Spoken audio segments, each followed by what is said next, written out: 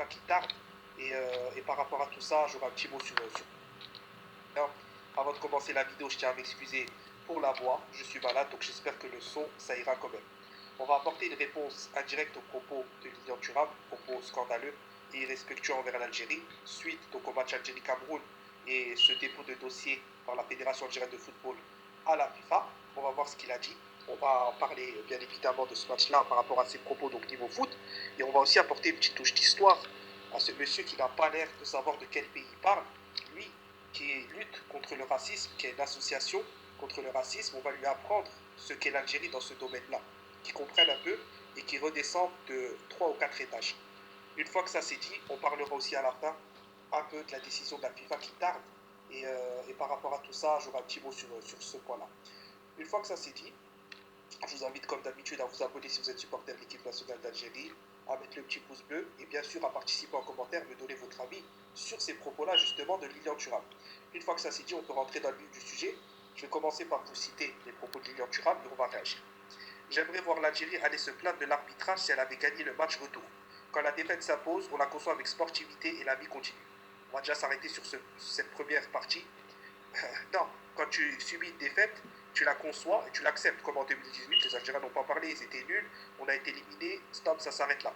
Quand tu subis une injustice, tu parles. Quand tu subis un vol, tu parles. Si tu parles pas, c'est justement que tu n'as aucun caractère, etc. et que tu te soumets aux décisions injustes. Les Algériens ne sont pas comme ça. Suite de ces propos. Que la FIFA évite de prêter attention aux humeurs. L'arbitre est le seul maître qui décide et qui mérite le respect. Si la VAR l'a interpellé, ça veut dire, ça veut dire qu'il y a une faute à lui de décider. Croyez-vous qu'on annulera la victoire d'un pays légalement obtenu pour un seul pays pleurnichard? Seule l'Algérie conteste. Qui d'autre n'a pas vu le match? Le monde n'a pas que l'Algérie. Donc déjà, le propos, c'est un pays pleurnichard. Ça, c'est une honte de tenir ce genre de propos.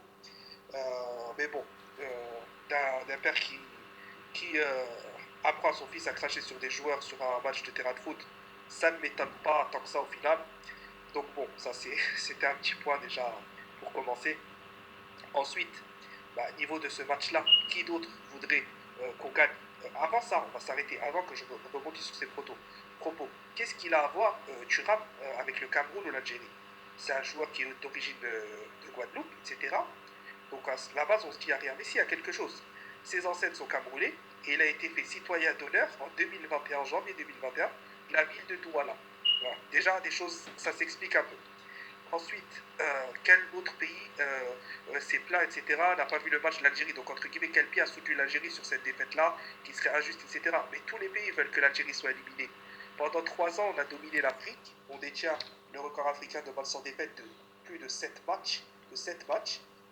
On tutoie le record mondial. Donc, derrière l'Italie, un seul match. Même le coach italien a dit j'avais peur que l'Algérie nous battra. On est devant le Brésil, devant l'Argentine. Pendant 3 ans, aucune équipe n'a réussi à nous battre malgré les coups de pression du Burkina Faso de faire jouer au Maroc, malgré les attentats des joueurs du Djibouti qui ne voulaient pas jouer en Égypte mais au Maroc, payés par qui pour tacler Mahrez, Ferouni, Belaïli à la cheville, des tacles assassins sans que ça soit sifflé, on se demande encore par qui, etc., etc. Donc bien évidemment que les Algériens de toute façon ne comptent que sur eux-mêmes pour dénoncer cette injustice. On a besoin de personne, on n'a jamais eu besoin de personne, et ça sera toujours comme ça. Au contraire, c'est plutôt les gens qui ont besoin de nous, et c'est là où on va rentrer un peu. Lui, Lilian Thuram, qui lutte contre le racisme, fondation créée en 2008, qui s'appelle Lilian Thuram Éducation contre le racisme, à la fin de sa carrière, donc après avoir passé 2 ans à FC Barcelone avec Samuel Eto'o, encore une fois, bien évidemment, on comprend de plus en plus ce qui se passe. Je vais lui expliquer, on va lui expliquer qui est l'Algérie dans ce domaine-là, de lui qui lutte contre le racisme. C'est le pays qui devrait peut-être le plus respecter au monde. Le plus respecté au monde. Je vais vous expliquer simplement pourquoi. Parce que l'Algérie, après 1962, donc sa lutte de libération, a soutenu tous les peuples africains. A soutenu plus de 10 mouvements de lutte contre l'apartheid, contre le colonialisme, contre le racisme. Donc en Afrique, on va comme l'ALN et l'ANC, mouvement sud-africain, donc un parti de Nelson Mandela, le MPLA de l'Angola, le Frélimo de la Mozambique, et presque des dizaines d'autres. Donc au moins 7 ou 8 mouvements en plus de différents pays. L'Algérie a aidé tous ces mouvements-là africains, donc pays d'Afrique noire, à se débarrasser du colonialisme. Lui qui parle de lutte contre le racisme, il devrait déjà être respectueux envers l'Algérie. Et pour finir, on va citer plusieurs grandes figures qui ont parlé de l'Algérie dans ce domaine-là. Parce que quand tu dis que c'est un pays de pleurnichards, on va lui expliquer ce que des grands hommes à qui il n'arrive même pas à la cheville ont dit sur l'Algérie. Comme le leader de la Guinée-Bissau le leader de la Guinée-Bissau, Amilcar Cabral, qui dit les musulmans vont à la Mecque, les révolutionnaires vont à Alger. On va ensuite citer Malcolm X, ou plutôt Nelson Mandela avant. L'Algérie a fait de moi un homme, Nelson Mandela, dont Lilian Thuram, dans le domaine qui lutte, n'arrive même pas à la cheville, n'arrive même pas en dessous du gros orteil. Parce que Nelson Mandela, c'est en Afrique celui qui a le plus lutté contre l'apartheid, etc. Et on va finir avec Malcolm X, parce que apparemment pour Lilian Thuram, l'Algérie est un pays de pleurnicheurs. On va voir pour Malcolm X, que Lilian Thuram connaît bien évidemment très bien, qui sont les Algériens. Ils étaient de vrais révolutionnaires, n'ayant pas peur de la mort. Ils avaient pendant si longtemps affronté la mort. Voilà pour le petit passage, un petit peu d'histoire et d'éducation.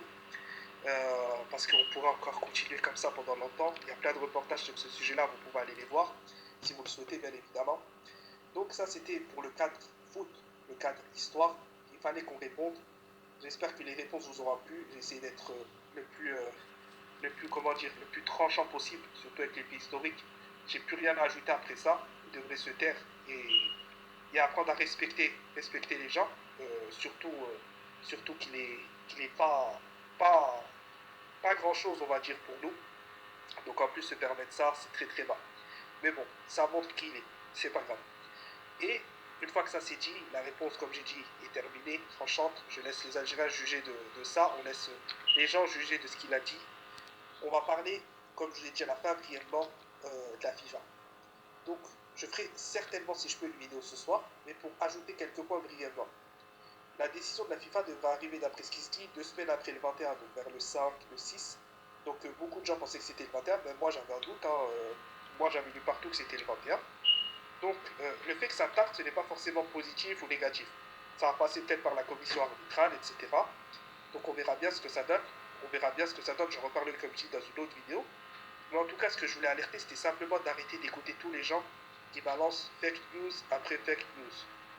C'est-à-dire qui te disent ceci sans bonne... ça y est, c'est plié, l'Algérie va directement se qualifier au mondial, mais le Cameroun a eu la décision, il va faire rejouer le match, etc. Des gens qui te sortent ça en vidéo. Vous inquiétez pas, c'est fait, je connais quelqu'un qui travaille à la FIFA, etc. Vous connaissez ces gens-là, comme pendant le Covid, ouais, j'ai ma cousine qui travaille avec la tante d'un gars qui est à l'hôpital Covid, etc. Ça, c'est des conneries, il ne faut pas écouter ça. Les rumeurs officielles seront sorties en temps et en heure. Patientez, voilà, patientez, c'est tout ce que j'ai à vous dire. Et on continue à relayer, et toujours intelligent.